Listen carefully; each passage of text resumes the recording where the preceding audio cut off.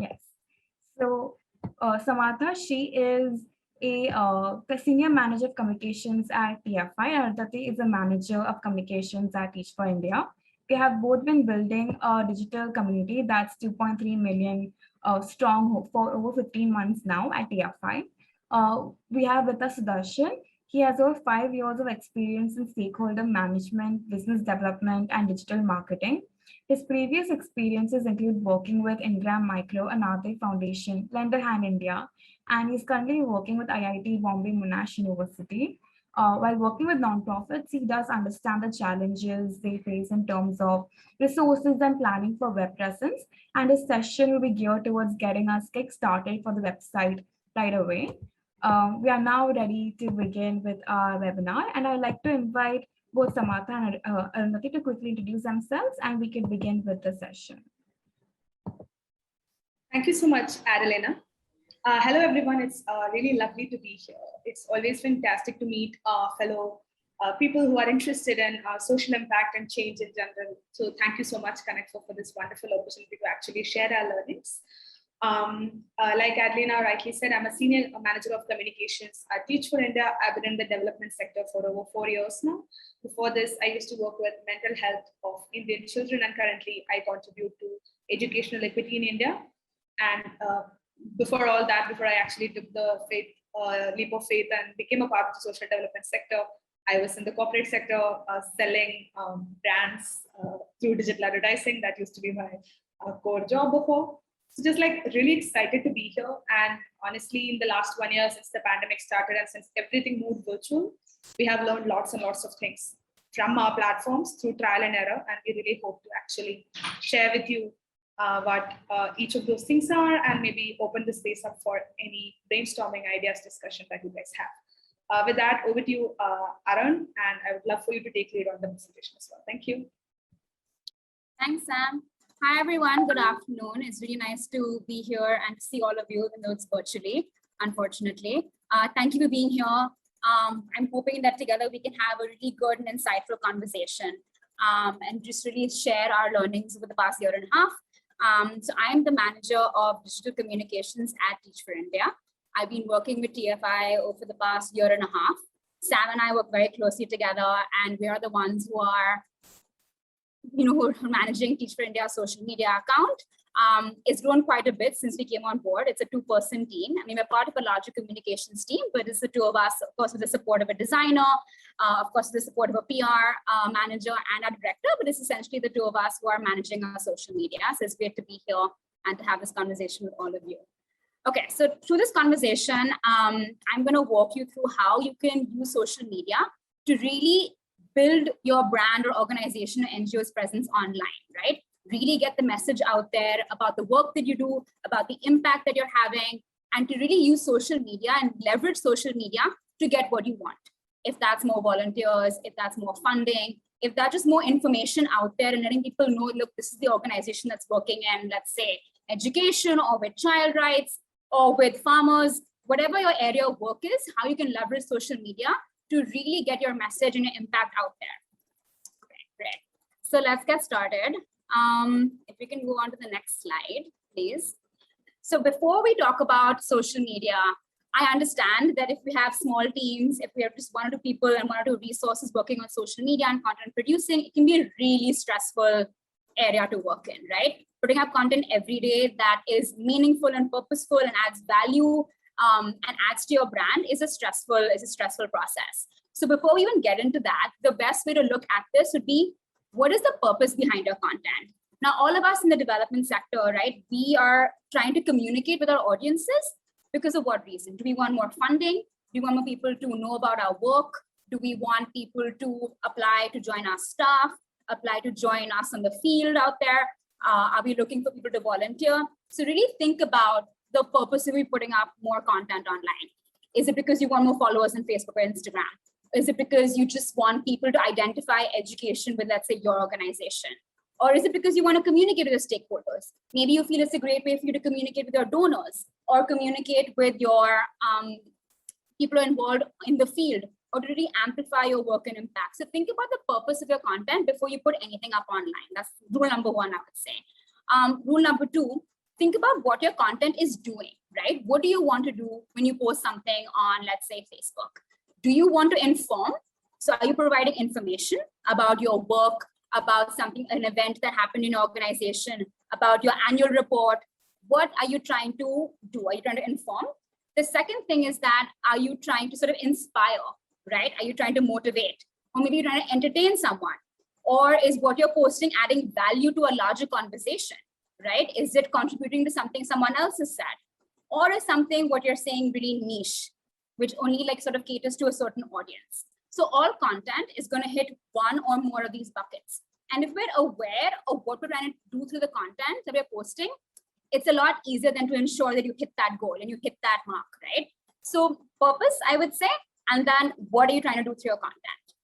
The next thing that I would want to talk to you about is something that Sam and I have learned just by trial and error, and just because we've been doing this for the past year and a half together, is that when you have small teams working in communications, it can be really hard to consistently post content online, right? There are going to be times when you have a bank of content, maybe a bunch of things have happened in an organization, you've had lots of events, maybe you just ran a fellowship, maybe you were looking for volunteers, so you're putting up posts. And so there's a lot of content that you have that you've made that didn't go up. And similarly, there'll be times when, let's say, there isn't that much content, when you've been involved in many other things in your organization, other kinds of work, and it's been really hard for you to like make the content, to produce it and put it up online. So before you start consistently posting, really figure out what schedule works for you and your organization. Can you post content twice a week? And if that's the number you can stick to, then post content twice a week, right? So twice a week, you're posting new content. On the other days, you could do one thing where you're like engaging with other content. When I say engaging, I mean like looking at what other organizations are putting up, other brands are putting up, commenting, liking, sharing, resharing. That's a great way to also get noticed online, right? But if you're an organization that has a slightly larger team, or if you're someone who's only working on social media and you can post, let's say, 4 to 5 times a week, then stick to that. I really recommend not jumping from posting very little to posting a lot, because what can happen when you do that really quickly is that people might feel like you're spamming them. So if you're an organization that posts twice a week and you suddenly start posting 5 times a week, chances are your audiences will say, oh my God, look at Teach for India. I open up my Instagram, all I can see is Teach for India's content. I don't want to see this all the time. And they'll mute us or unfollow us, right? Similarly, it works the other way. If you're someone who's been posting 5, 6 times a week even, and you suddenly then only post twice a week or once a week, your followers might think that you're a dead account, that you're inactive and nothing is happening, and they might again unfollow you, right? Which is what we don't want. We want more followers online, because more followers leads to more brand visibility. More brand visibility leads to more people knowing about our work. That could hopefully and potentially lead to more funding, more communication, applications to join us, partnerships, right? So this is why we're communicating. This is why we want to use social media to help us in our work, right? Okay, we can go on to the next slide. So at Teach for India, we are on 4 platforms on social media. We're on Facebook, Instagram, Twitter, and LinkedIn. And in total, we have about 3.3 million followers. The bulk of that is on Facebook and Twitter. And then we have Instagram and LinkedIn slowly picking up as well, right? Now, I'll walk you through each of these platforms individually to help you understand how you can use these platforms and what sort of knickknacks and hacks you can use to really get your content to like more and more people and more accounts, right? So with Facebook, there tends to be a myth that Facebook is a very old platform. No one is on it anymore. The only people on it would be above a certain age, and that's not true, right? Facebook is the oldest social media platform, and it's still being used by everyone, right? So if you feel like you shouldn't be on Facebook, that's not true. Like Facebook is a great platform for you to be on and for you to produce and post your content on, right? On Facebook, what tends to happen is that they have these new features that they keep launching every couple of months. And you can see these icons when you're about to post something. Like currently they have like a COVID-19 update. You have the option of posting a Q&A. You have the option of tagging someone when it's an unpaid promotion. I would say that when you're posting something, use these little features.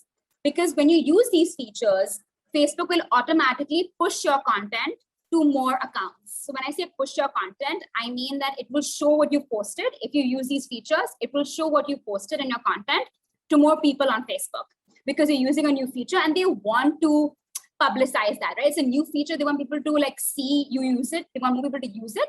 So if you use it, they will just get your content to reach more accounts and more eyeballs, which is what we all want, right? So use these new features. Secondly, Facebook has now turned into a video first platform, which means that if you're putting up videos, they will automatically, the algorithm on Facebook will push this content to reach more accounts, right? You'll have more eyeballs looking at your content. So try and post more videos on Facebook. This does not mean that you don't post pictures or static images, you can. But now that you know that it's a video first platform, if you have videos, if you have short teasers or trailers, post it on Facebook.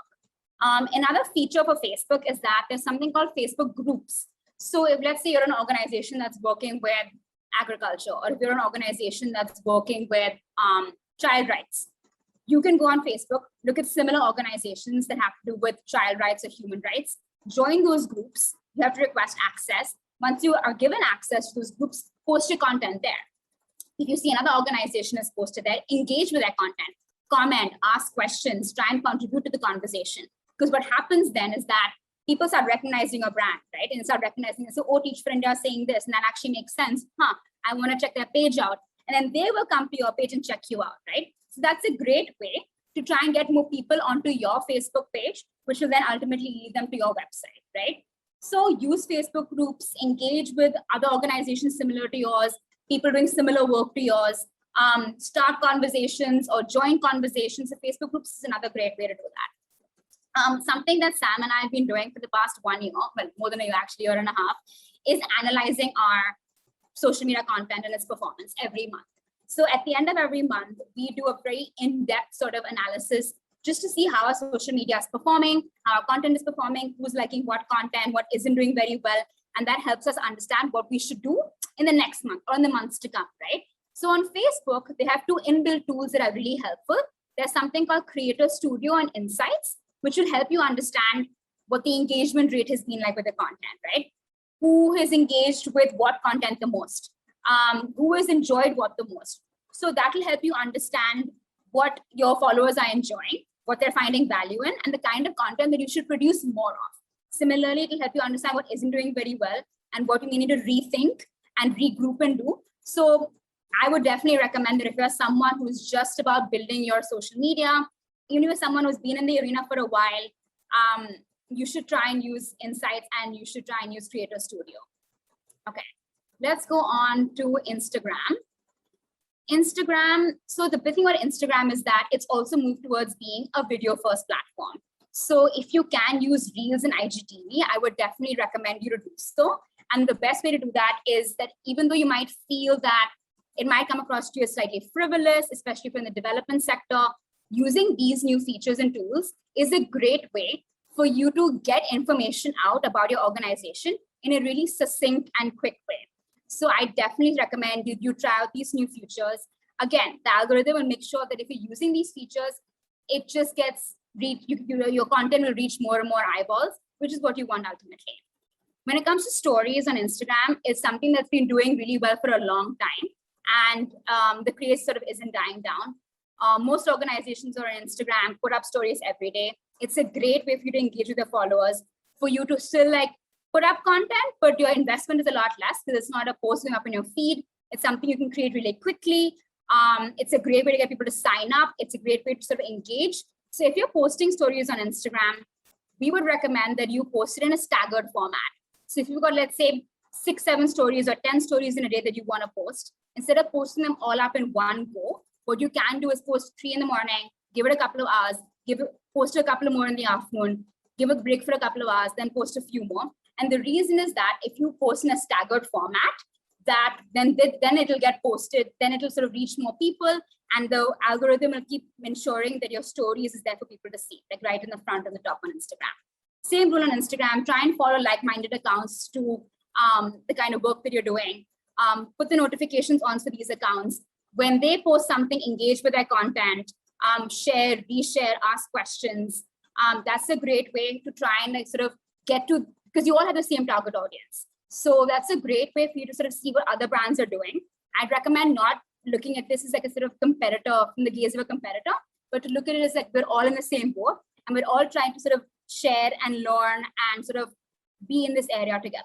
So I would definitely recommend following other similar brands and just engaging with their content. The same way, if you engage with their content, they're going to engage with your content. They're going to reshare what you're sharing. They're going to amplify what you're putting up. And that's just a great way to sort of be when we're all in this together. We can go on to the next slide. When it comes to LinkedIn, same with Facebook, right? LinkedIn has a couple of new features, which if you use, they will automatically push your content to more accounts. So recently they launched LinkedIn Live. A couple of months ago, LinkedIn Polls was launched. Using these features is a great way to ensure that what you're putting up just reaches more people. LinkedIn is slightly more different when it comes to social media, when it comes to like Facebook and Instagram.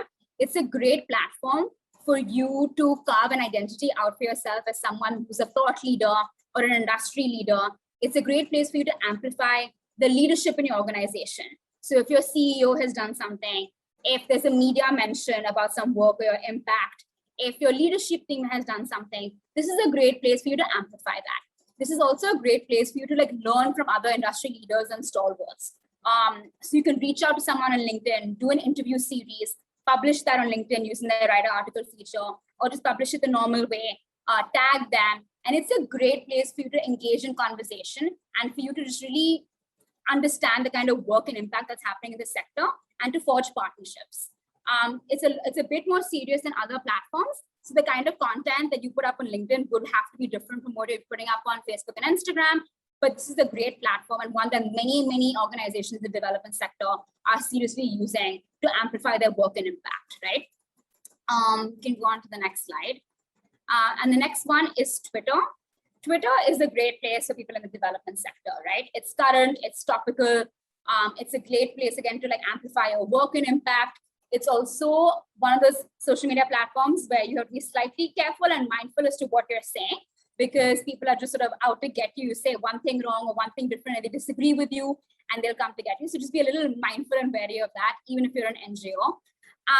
Similarly, right? Similar to LinkedIn, this is a great place for you to follow other organizations, other NGOs, other leaders, see what's happening, engage with that, start conversations, take part in conversations, contribute, retweet, quote tweets. This is a great way to just get more eyeballs to the kind of work that you're doing, more visibility, and this will help in building brand identity and brand recall. Something that we've been doing as content on Twitter for the past year is sort of starting Twitter chats and Twitter storms. I would say over the past year, we've done 4 of those. So we pick a topic that's quite current and we send out invitations to a bunch of organizations in the dev sector or in the ed sector, depending on what we're talking about. And we invite them to join us for, let's say, 45 minutes to an hour of conversation. And we have 7 or 8 questions that we've decided in advance. And every 10 minutes, we'll post a question and we have people sort of come together, comment, share, engage, and answer those questions.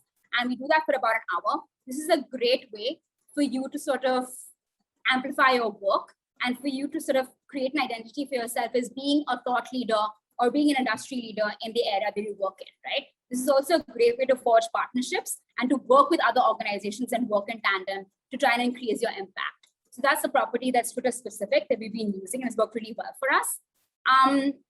Other than this, because we understand that creating content can be quite stressful, especially like I mentioned, if you're a small team. So sometimes we just need to like think really smart about the kind of content that we're producing and creating. Sometimes you don't have to produce the content is right in front of you. So if you can go to the next slide, please. A lot of the times you'll have content in the form of, let's say, an article or an op-ed or an editorial feature or a newsletter or an internal event that's happened. So what you can do if it's on one of those days when you're struggling with content, if you have pictures from the internal event, you can post those with a few lines about the event and like sort of letting your audience know what's going on.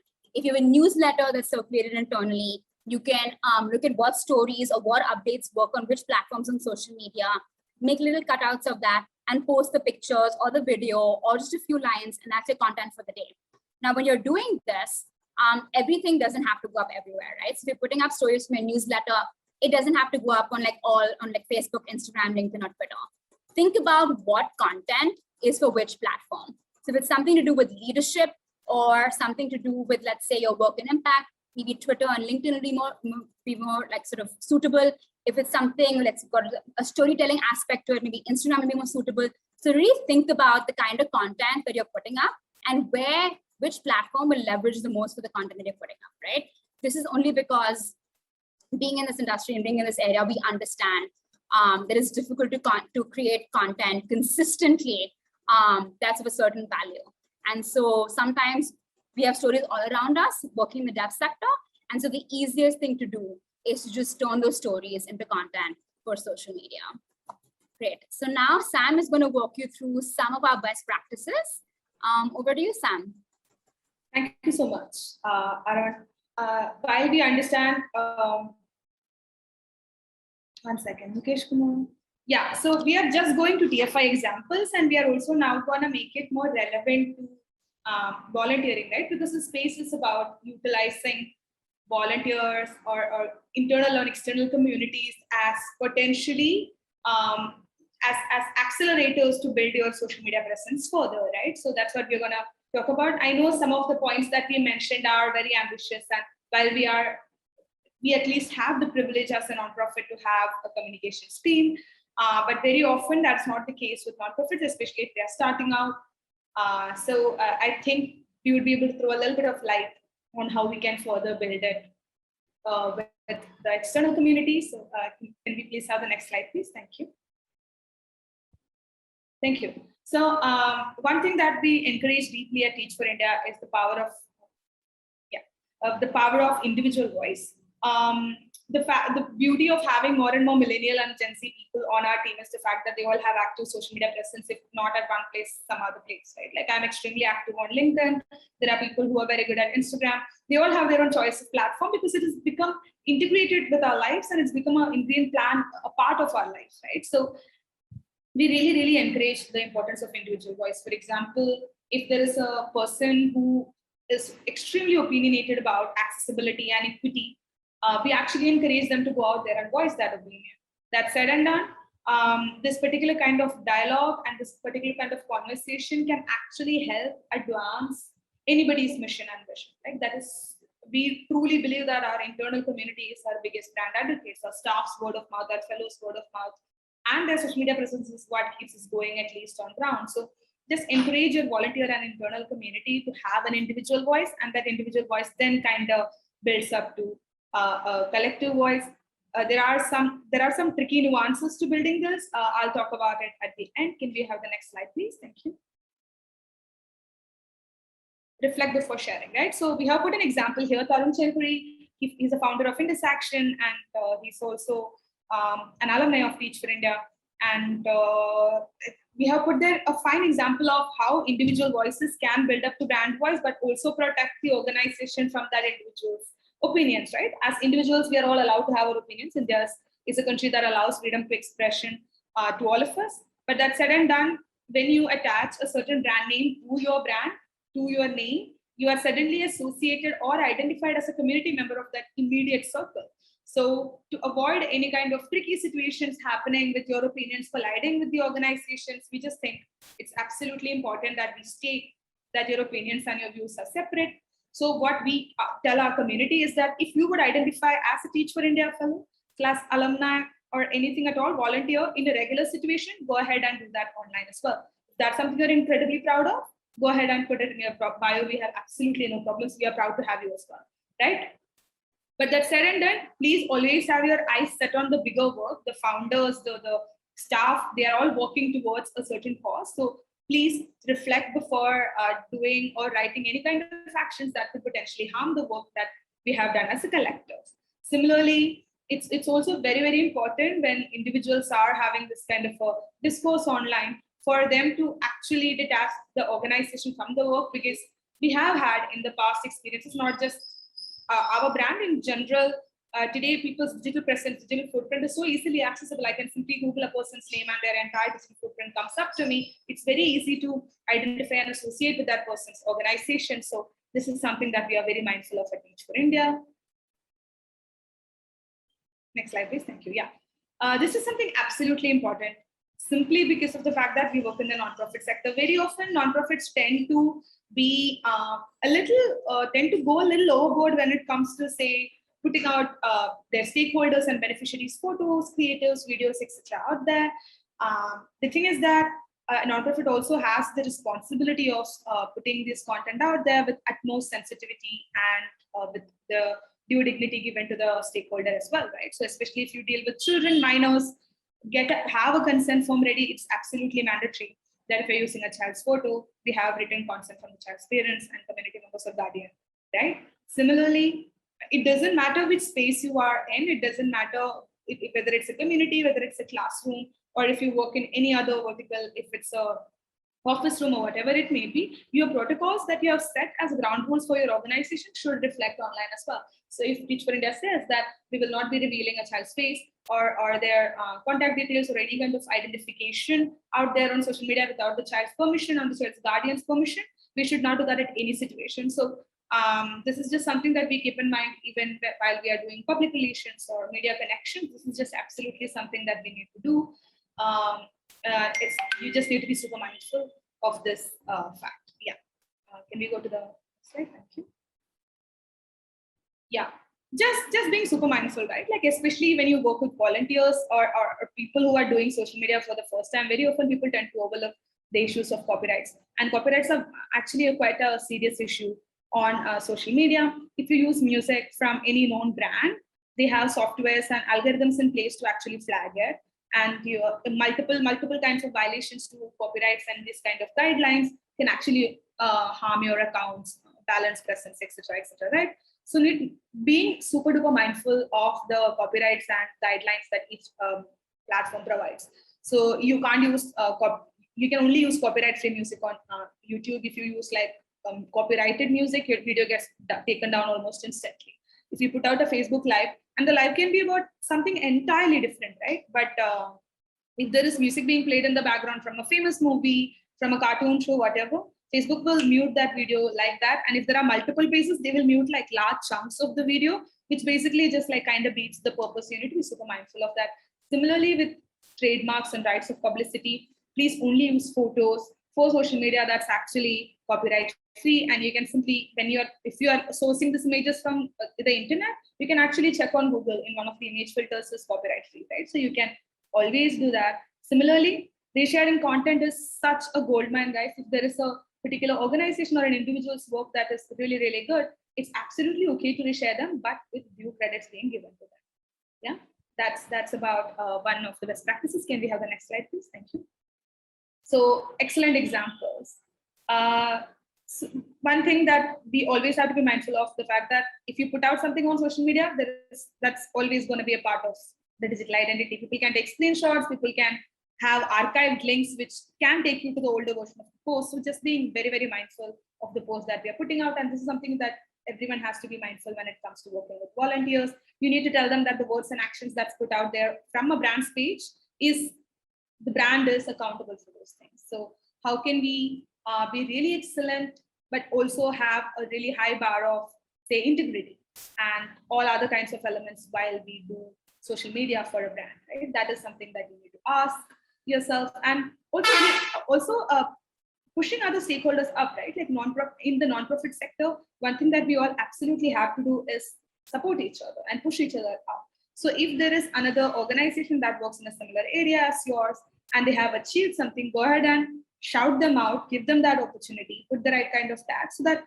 even if they simply just like it or reshare it or put it up on their story, those many, even if it's 10, 9 people coming to your page, that's entirely organic and that is absolutely helpful. That's something that we do a lot at Teach for India. Next slide, please.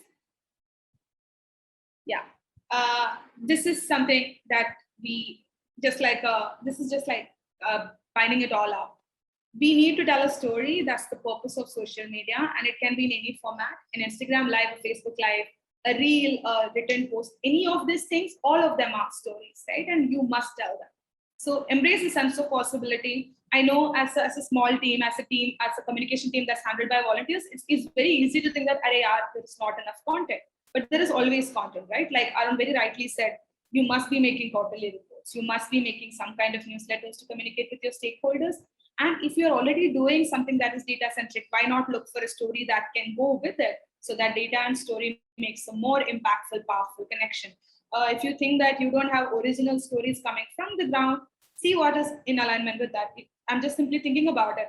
For example, if you're an organization that works in the ed sector, and if you don't have your own original content, why don't we start a campaign on the most unsung teachers or most unsung educators of the country, and that stories can be completely historic. You just have to rewrite it and need to find copyright-free images. So there is always roads that lead to good quality content, guys. We just need to find it.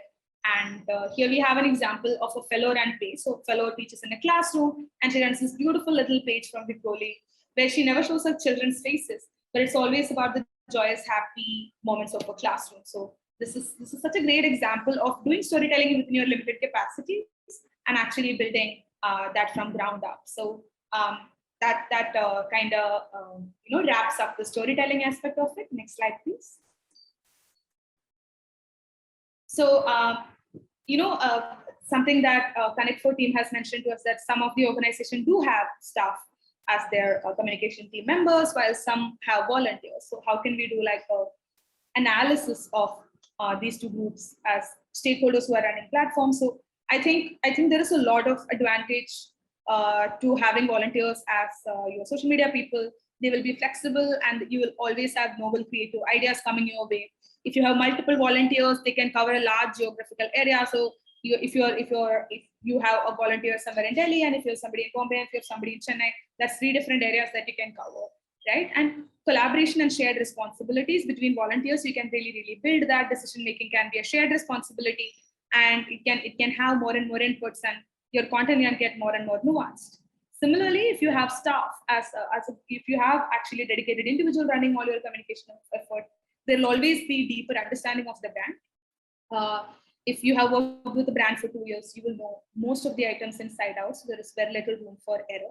There will be a consistent editorial tone, the way which you write, the way which you create videos. It's all perceived as a comprehensive, cohesive one experience. I think that will stay consistent if you have somebody who's doing it for a longer time, and sustaining relationships. The biggest part about having a social media presence is about relationships. You need to have relationships with your stakeholders, your donors, your beneficiaries. You need to have relationships within the organization. You need to have partnerships, right? So sustaining relationships is very important to this. And I think that becomes a very relevant part of the work we do. And I think that is an advantage of having a staff member doing the costing. That kind of brings me to the closure of my portion. Thank you so very much for listening so patiently. If you have any questions, we would love to hear that. Otherwise, handing it over to Darshan.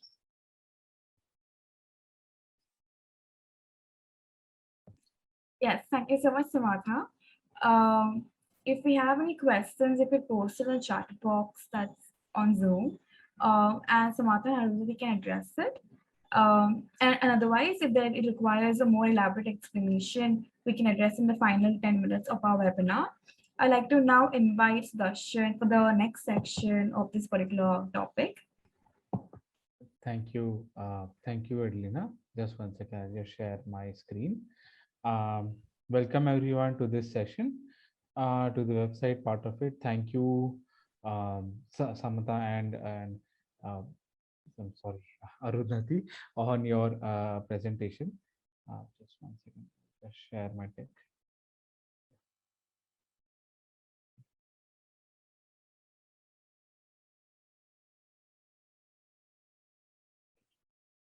So we are looking today to understand the technicalities of website and how, as nonprofits, we can ensure that we deliver what we want in a website, and how do we go about setting it up from the beginning. Okay.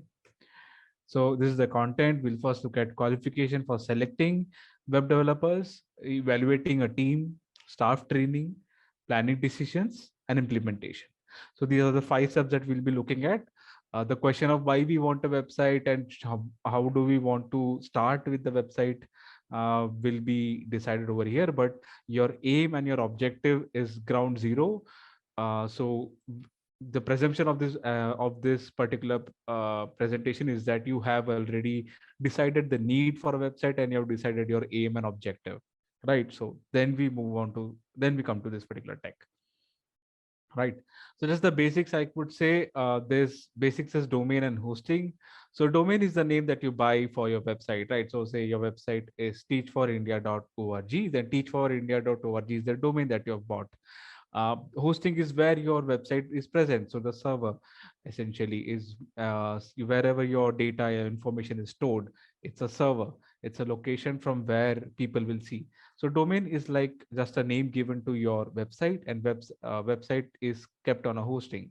So if hosting is a plot, then domain is the plot number which is given to your real estate, in terms of real estate if we speak. Then there's front end and there's back end to your website. So the front end is where there's a theme based on which you see certain things in a certain way. There is a navigation as to how you flow in the website. So like if we go to this particular screen of Teach for India, for example, this is the theme. So the reason there's a logo over here and the reason you see these tabs here is because they have gone with a certain theme. The reason you see this particular flow is that they have decided this particular uh, content navigation. And then this is the layout that they want. It has to be full image, and there's text over here. There's full image and the full text. So this is the layout that they have chosen. And then this thing, whatever is written over here, is text, and there are images being used in this particular website. So there's text and there's content, right? So this is the front end that you see, all right? Theme, layout, navigation, and content. And the back end is what you can't see now right now. So one is called Cpanel. Cpanel is essentially, you can say, it's more of a developer side of perspective of things. So a developer can see what goes on in the backend, say how is the domain, what's the domain, the email, etc. I'll show you how it looks like. And then there's content management system based. So that decides on in the backend. You can decide, say, if I click here, then what is the text which is supposed to come here, right? So this text is not something you're typing on the screen. There's a backend on which you type and you publish, and it is showcased over here, right? So that's the backend. Okay. So I'll show you how it looks like in a couple of slides. So yeah. So this is what your content management system looks like. This is WordPress, which is majorly used. Okay. So WordPress is the most commonly used content management system. And unless you have an e-commerce site, I would say go with WordPress. If you have e-commerce, then there's Magneto. And there are a few other options available like Drupal, Joomla, others. But if you are strictly on content, then I would say go for WordPress. All right. I hope I'm audible. Yes, we can hear you. Yeah. Okay. So this is the dashboard that you can see for WordPress. Post media is okay. So one second. So media is where you can see the images which are going to be uploaded on the website. So you upload things on media and then it gets uploaded on your site. You can add them on your site. So this can be like a gallery, if we can draw a parallel to that. Pages is where you have all your about us, contact us, our impact, etc. So all those pages come in this section. Rest all are technical. So appearance is where you select the theme. Plugins are where you add-ons. You click on add-ons and you purchase, or you add some free add-ons which help you improve security, remove spam comments. So there are specific add-ons for that. So those come under plugins. And users is basically, you can create an admin, you can create a content manager, and there's various levels of users that you can set up. So what this does is basically it makes it easy for you to manage the content which is on your website. So it doesn't need a developer for someone to manage your website. Okay, so I'll just come to yeah. And this is Cpanel. So Cpanel is very technical in nature. Technically, this should be with the developer. That person has the access to this, or whoever is your current developer should have the access to this. So via this, they can create email accounts for you. So whatever, say if you have 10 GB of storage on your server, then they can create email accounts for you wherein they can manage 10 GB worth of email, right? Forwarders, email routing. So all of this technical work can be done via Cpanel. Having a Cpanel is helpful, because say when you're shifting between one developer to another developer, you need your credentials of cPanel and your WordPress credentials with you, and you need to share only the cPanel ones. It's very important that you share with someone who understands what developing work is, because there's any changes done here impacts directly to the website. Okay. So hence it should be managed by a web developer. So these are the two main backend systems. Okay. This is something that you should get familiar with. Whoever is managing your content and marketing content piece for your NGO should be able to understand this. If it's a volunteer, then the volunteer should be well versed with this. If it's an internal staff, then the internal staff has to be well versed with WordPress. cPanel, not necessary that you will know, but cPanel is something that your developer should know. So we come to what are the qualification and selection criteria for your web developers. So these are the technologies that they work on. So JavaScript, HTML, and CSS. So these are the programming languages, we can say, which are useful for building a website, doing changes, scripting, etc. Content management system, WordPress, one touch install. So WordPress is now, since it's used by around 60 to 70% of the websites worldwide. So it's very easy to install it on your hosting, one can say. So anyone says WordPress is one touch install, then WordPress is one touch install for all hostings. There is no hosting on earth which is not one touch install for WordPress. Okay. Apart from AWS. Okay. So most of the hostings accept WordPress as a one touch install. So it's not a very big feature. So hosting side, you will have to check whether they know what cPanel is, whether they are aware about server side scripting and AWS. So if you are hosting on Amazon Web Services, then the person should be able to do coding for Amazon Web Services and should be able to set up your AWS hosting. It's completely different. It's not something everyone can do. Okay, so AWS hosting definitely requires a different level of skill set, different skill set. Hosting on, say, Big Daddy or GoDaddy or Big Rock or any other host provider is different. Okay. And Photoshop, so providing website mockups and edit images. So this is something that you can check. What's a mockup, you may ask? So mockup is essentially, if we go to a website and see, as you see this website, so a mockup will be a image which essentially shows the website, and instead of these headings here, it will say dummy 1, dummy 2, dummy 3, logo 1, and it'll say photo will come here, and text here. So it's a dummy photo of a dummy image of the website which is shared with you. So that's called a mockup. Okay. So you ensure that you have a clear communication with the web developer that you hire or pro bono or volunteer, on board as a volunteer, that the person should be able to uh, do these particular things. So they should be JavaScript, HTML, and CSS is priority 1. Content management system is again a priority 1. Hosting and server-side scripting is priority 1. Again, high priority. They should know these things. AWS is dependent. If you want to go for AWS hosting, then that's they should understand what EC2 is. They should understand the technicality of AWS. It's different compared to other hostings. And Photoshop also, if you are going to get that person to alter the images, etc., then Photoshop definitely is something they should know. Or you can get another volunteer for Photoshop purposes, right? So this is something you can work on. But getting your website mockups, and why I'm telling you is because visualizing something in a color with a text is difficult, right? So before they do each and every change, before they implement it on the website, you get a mockup done from them and ask them to send you a mockup. That is easy for them and for you, because you can then look at the design and say, fine, if this works for you, if it doesn't work for you, and you can ask the designer to send you can ask the web developer to send you the different changes done and iteration. So reiteration, whatever is done on the mockup, and what goes final on the website is the thing which looks visually and appeals to you. Okay. To verify, you can get their links of what they've done. They will provide you with at least 4 or 5 links. I think anyone with experience will share. They can share at least 1 or 2 of your own industry. Okay. Check with them. Then experience certificates or work order. It's very easy to fake about the links, because you just have to share link and you have to share what you have done.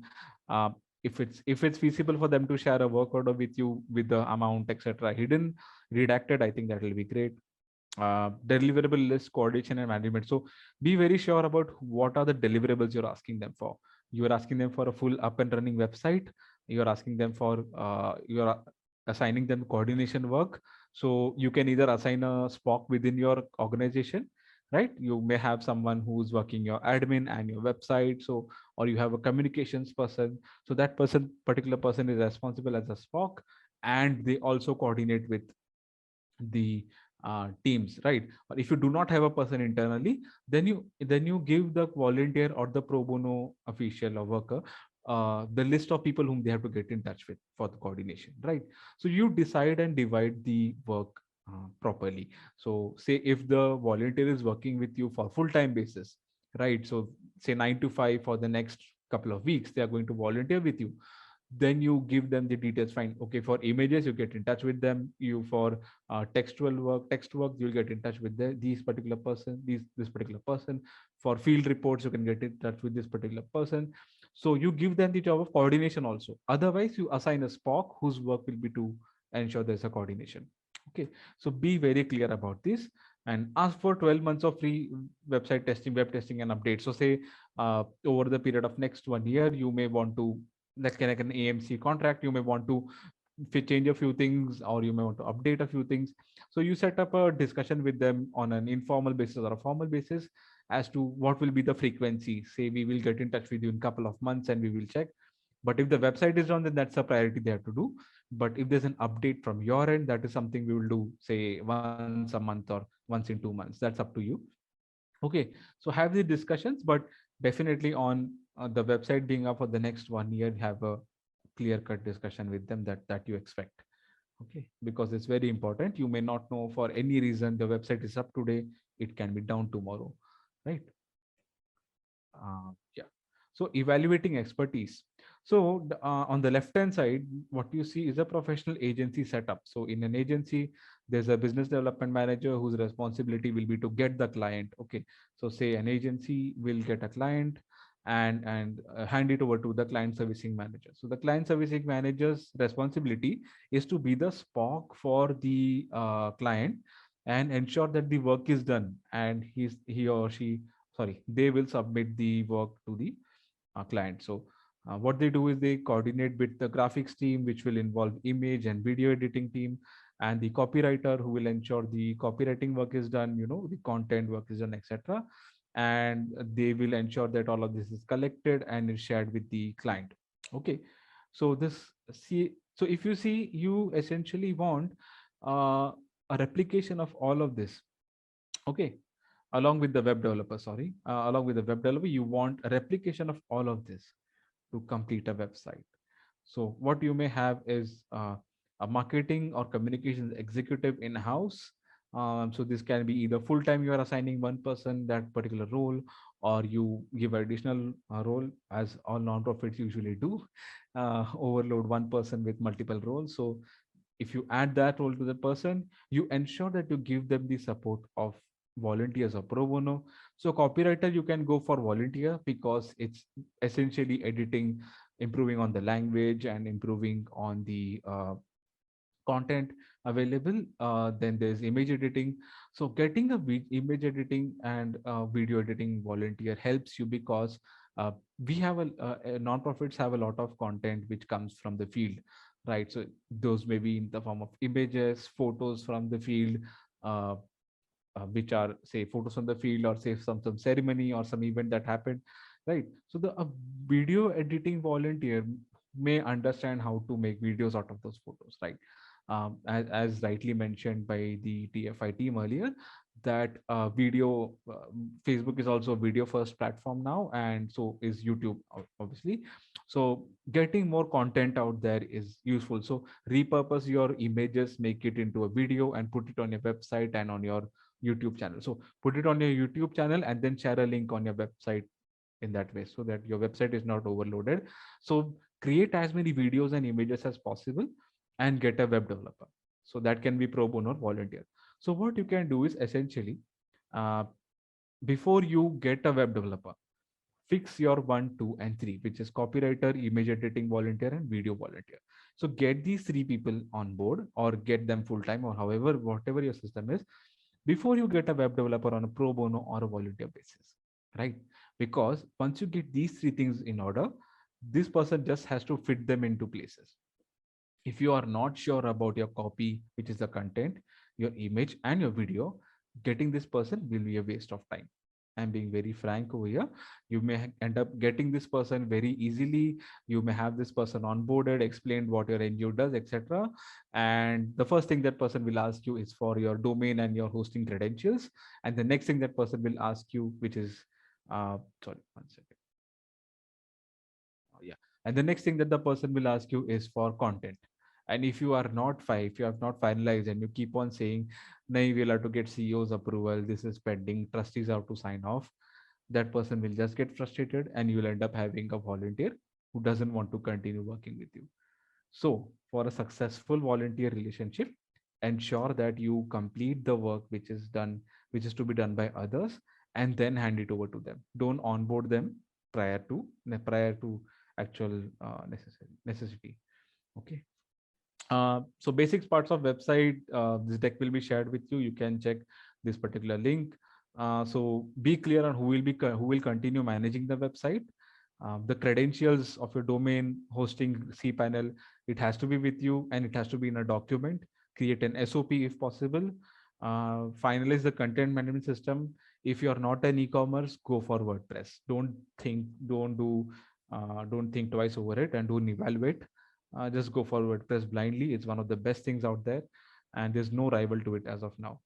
Update WordPress plugins timely. So WordPress has those plugins I said, yeah, add-ons. So there is security add-on, there is plugins for appearances, themes, and there are many plugins available, and for SEO, etc. Also, so those plugins can be added, as in those plugins can be updated time to time, and they have to be updated. So so say Akismet, AKISEM, Akismet, which is used for spam updating security. So that particular app needs to be updated on a timely basis. So assign a responsibility and say give them a time, say every 1 week, or say on every Monday, that person responsibility will be to ensure that these things are done, right? Give a particular time to the person to ensure that these things are done, because these are very necessary. These are very important, because website hacking happens to everyone. Your website can get hacked, and someone else can end up taking control of your website, and it's a very common issue. And this happens when you're not updating your website, or you're using null theme. I'll explain things further. These are some advanced resources which are available for you. There's SEO cheat sheet. There is a speed testing site. So once your website is live, after your website is live, you can use tools.pingdom.com to do the testing. It tells you what are the issue areas. It will note down. You can send this to the developer and follow up with them. Okay. So that is that. There is SEMrush and Moz blogs. So these two blogs are for SEO and advanced SEO, right? This is something which industry-wide everyone follows. Okay, so this is extremely advanced, but speed testing is something I think you should definitely use. Okay, create an SOP, update your website, and get one person who will be responsible for website. It's very important. So, yeah. So now planning decisions. Okay, domain, hosting, budget, resources, etc. So buy a domain. So buy a domain for 3 to 5 years approximately. So you can go to GoDaddy, BigRock, Namecheap. There are many others who sell domain name.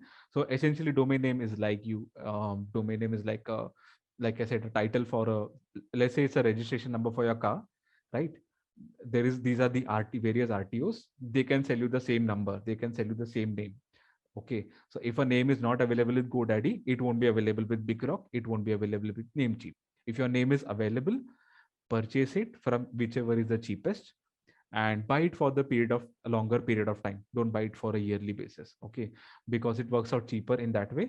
Renewals are expensive. Okay, so when GoDaddy says in its ad that it's 199 rupees for 1 year, it's 199 rupees if you buy for more than 2 years. Okay, so that's how it works. Buy that domain name. Don't delay on that. Buy hosting. So hosting can be shared, VPS, or dedicated. If you're not an e-commerce site, you can go with a shared hosting. We can afford it, and it's okay. It does the job. It's not very high fundo. Okay, so it's good to go with a shared hosting, right? If you're not having, if you're not having a bunch of people visiting your website all the time, right? VPS hosting is also great. Dedicated servers is pointless for NGOs. I'll be very frank with you. uh, Between shared and VPS, based on the traffic that you garner, your developer you will suggest. Okay, that will be best. AWS is expensive because AWS works on a usage basis, so there's no fixed cost. At the end of the year, there's a uh, it's based on the metered. Every month you are billed. Okay, there's a monthly billing option. So that's why it's you have to ensure that uh, you pay every month. Otherwise, within say a couple of months, your website will be down. I think so. It's been a while since I've used AWS. But the thing is that there is a non-profit have a cheaper option. So you can use this at least for 1 year. It is cheap. Then you can shift the hosting to another AWS server from a different name, and that's how it will help. It might help, but AWS is inexpensive, but it has a very good support. It does work all the time, and it's never down. But the thing is, for a non-profit, again, because we are not an e-commerce company and we don't have millions of people coming to our website on a daily basis, a shared or a VPS hosting is more than enough. And nowadays all the websites do provide service on chat or via phone, so they are reachable, so that's not an issue. Implementation and development, don't overthink. The website doesn't stop your activity. It's not, you're not an e-com. Again, I'll keep on reiterating this because I've seen a lot of NGOs overthink this particular decision of getting a website for so many months. You can be done with the website. First, prepare the content, reuse the existing one, and change over time. So say you have decided on an about us, you're using say your impact, and your impact areas are increasing the because of COVID-19. Say now the verticals have gone up. Right now you're also working on COVID-19 resources, so you can create a new vertical on COVID-19. It's not an issue. So you don't have to pause your website development because you're waiting for some content to be developed. So you can create a new page on the fly, put up some content which you already have, and then at a later period time of later point in time, whenever you have finalized the content, your the one who is decided as your communications executive, that person can make the changes on WordPress. So that's why WordPress is very easy. Choose the color scheme that suits your organization and prepare a brand guideline. So be sure of the colors that work for you. Say if you want to go for a color scheme for based on your logo, so be sure of that first, and ensure that you communicate this to the web developer. Okay. You can always reuse the existing content. uh, Go through the theme. So these are the two sites I've given over here, Theme Forest and WordPress. Ask them not to use any null themes. So themes, essentially you have to pay for them, right? So theme gives the look to your website. Say I'll show let's take this particular foundation. So this is a theme that they have gone for. Okay, so if they are going to change the theme, they may have to buy a new one. So whenever the option comes to buy or use a free one, if it's a free legally available, then it's fine. If it's not, then don't ask them to use a null theme. Null theme can be dangerous for your website. They can hack your hosting and they can take over. People can take over. So don't do that. Get design mockups. Like I said, get a design done, get a mockup with you so that you understand how the website will look before they do the actual changes on the website. Don't overthink, go for a simple flow and ask the designer to replicate an existing website for you. So if there's an existing website, you buy the same theme and you implement it. It's not a copyright. So one particular design that one particular NGO has is not a copyright by them, uh, unless they have customized it. Okay, themes are available in these two links. Go buy them, go through them, and you can buy a theme that you want. But you have to know you can't keep on changing theme because you pay for them. It's not if you're around $50 to $60 or $70. High expensive ones can be, I think, around $100 to $200, but still it's an investment for you in the long term. So don't keep on changing your website, and invest in a website as much as it gives you in return. Okay. Testing and launch, do not make the developer to not make the site public. So they can keep the site on a hosted, okay, and on a private server, and they can give you the link. test it on all your devices, on your iPad, on your laptop, on your mobile. Test it on different browsers, and after the site is live, keep testing again. So by testing, I mean click on the links, open the images, click on the images and see what happens. Scroll up and down, especially when you get things like this button, right? You see this COVID-19 response. So this is again, there can be 100 issues that can go wrong, things that can go Darshan, wrong with this. Yeah, you need to share the screen again because I'm it's showing the the website. Okay, presentation. okay, 1 second. Yeah, I'll just share the screen. Yeah, so yeah, can you see the website now? We can, yes. Yeah, yeah. Thank you. Okay, so this button is difficult to customize, and sometimes it will come over the image, etc. On mobile it will look different. So whenever you're doing something, do have it checked across the platforms. Okay, so these are the tabs that I was talking about. And yeah, so check it across different browsers also. Okay, and how a website helps. One is brand awareness. Many NGOs have similar names and cause. There are many organizations which will have similar sounding name. Like I said, Anarde Foundation over here that you see, there's another Anarde that exists, and it's again an NGO, but it's in South Africa. Okay, so there's anardeindia.org, and there's also Anarde Foundation Satire. Sorry, 1 second, I forgot. Yeah, anarde.org. Okay. So if you see, this is a completely different website. It'll take some time to load. Uh, yeah, it's again a non-profit, Advocates for Natural Rural Development, Resources and Development. So it's best to have your website which shows whatever you're doing, has links for it, and if you want to donate us, you explicitly have to mention donate us. Uh, your website should communicate what your end goal is. You want them to donate, then you can highlight this in a different manner. Like if you go to 1 second.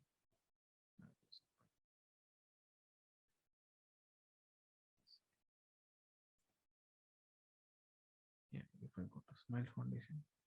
So you see the donate us tab here. It's very explicitly up there. I first you open the site, you see support now, donate now, support now, donate now. So they're driving home the message that fine, we need your donation. Not only do you read the site, but also donate to us, right? So you can make a website like this, and don't worry about clutter. You can design in a different way if you want to, but ideally give as much information as you can in tabs and in events, because people see the recency of updates also. So people see how what kind of work are you doing right now, not just what you've done over the past so many years, right? Trust. So provide any third party or assessment which has been done, put up impact reports, put it up on the site. People may not see it right away, but say organizations, fund grant making organizations, etc., may visit your website and be happy that you are so transparent about your work. Put up annual reports, share financial statements that brings trust due to transparency. And engagement goals. Do you engage volunteers? Do you accept donation in kind or cash? You can spell out your requirements. Don't think it's too much in your face. Do spell out your requirements clearly. I think there are questions. We will take those.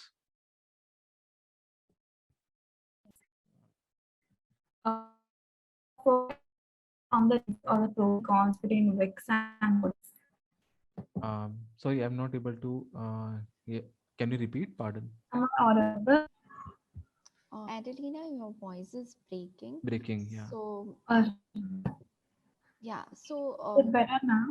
yeah, it's Continue.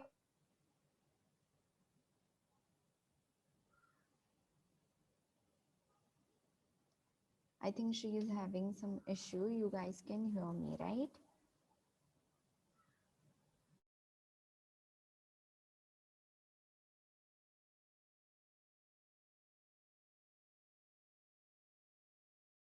Wix and WordPress. Okay. So Shaunak, so Wix is a completely different thing than WordPress. So WordPress is essentially just for content management system.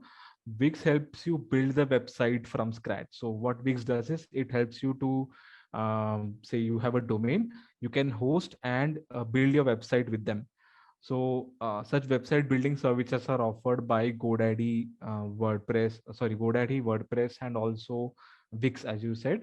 Uh, so so WordPress essentially provides you with the content management system for the backend, which aligns with a theme. Okay, so that's what Wix does. Whereas uh, WordPress is for managing what content comes on home, what is to be written in about us. One second, I'll just you can see, right? Okay, so that's what this does. WordPress does. So I'll just open wix.com for you if you want. Just one second. So Wix.com builds the entire website for you. You can drag, drop, and create a new site. But the thing over here is that you're paying a monthly cost to them. Okay. So while it may sound cheap at the onset, if you're a new NGO, you want to keep it for 2 to 3 years, then it's fine. So you can build a website and with them, and they provide you with multiple options, and you can build a website with them. Uh, but the ideal best way is that you hive the work of to developer. So that's how the Wix and WordPress are different. Actually, they are not the same. Any other questions? Yes, we have one from Nirmala. Any tips regarding optimizing Google AdWord grants while building a website? If you mean search engine optimization, because AdWord grants are essentially for. So what you can do is, if you are running an AdWord campaign, you essentially should have a separate landing page. So you build a landing page. Let's say uh, for let's Google Smile Foundation. They have a campaign going on. Okay, so right, so this is an ad which is running. Okay, they are running an ad. So if you see, if I click over here, I will not be taken to their home page. I go to a page wherein it asks me to support them. Okay, this is not it. So they had a different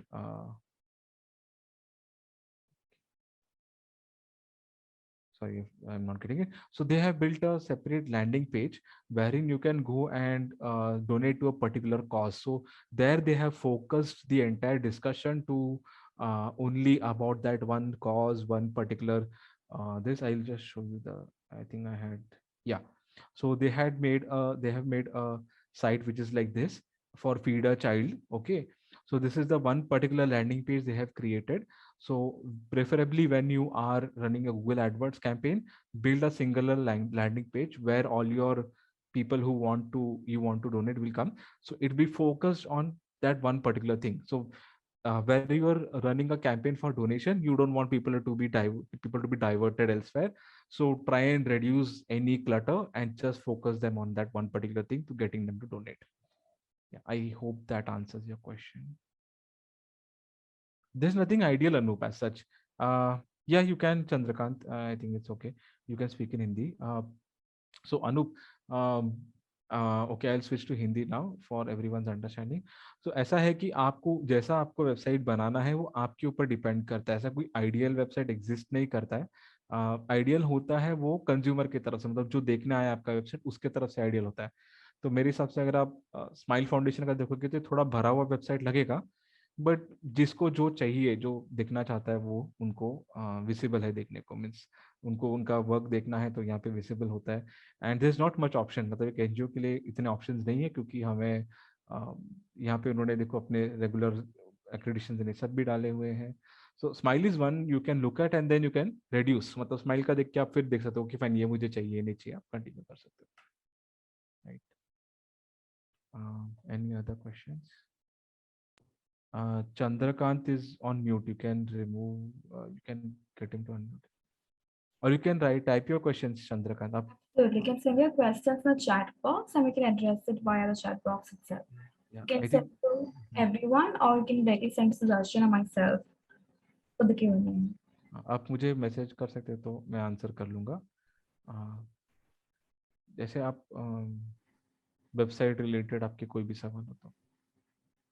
Yeah, so the thing is, we have a diverse set of NGOs working with us from all parts of our country, south, north, east, west. So they all have their own language requirements. No, I understand that. So ये देखो कि हम ये smile करके एक और एक NGO है, एंड इसका भी एक वेबसाइट अलग है एंड ये स्माइल फाउंडेशन अलग है. इसलिए काफ़ी इंपॉर्टेंट है कि आपके वेबसाइट्स हो. It's very important that you have a website that differentiates you. Even this website, this looks like a very credible NGO, it's doing great form of work, but there's a good chance of confusion, right? So they are differentiating themselves with their projects.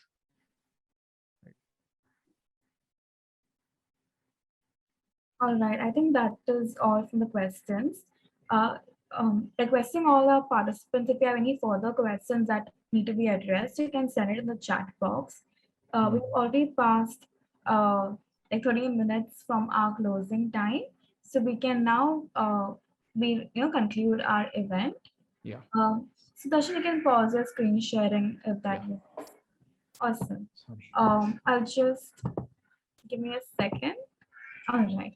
So yes, thank you so much, everyone. I'd like to thank all our speakers, Sudarshan, Ardhati, and Samatha. As Ardhati and Samatha, we had to attend to another meeting, hence we had to drop off earlier. But they've cleared up all the queries that have addressed that have come up in the chat box while they were here. And if you have any more ideas based on their presentation or what they've shared, you can again submit it via the chat, via the Google form that we're sending you across. Thank you so much, everyone, for joining us for this session and for being a wonderful audience.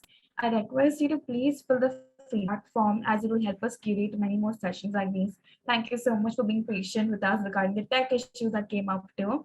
And my team member, Ashwarya, will be sharing the link of the form with you in the chat box shortly. As mentioned earlier, if you have any questions that remain unanswered, share them on the feedback form. We can resolve or ask our speakers to answer them via email. We are also thrilled to be organizing a webinar on Guide to a Flawless event with expert speakers from Dalberg, Alvala Shatras, and Saturday Atlas for all our partner and non-partner NGOs at ConnectFor. The event is scheduled for 25th August, Wednesday. Aishwarya from our team will be sharing the details in the chat box again. If you're an NGO wishes to be our partner, you have our email address, ops@connectfor.org. You know our website. Aishwarya will be sending the details for the same again to you. Thank you so much, everyone. We'll see you all soon. And thank you so much, Darshan, for giving your time in preparing for this and facilitating the session today. Yeah. Thank you. Thank you. Thank you so much. Take care, everyone. Bye-bye.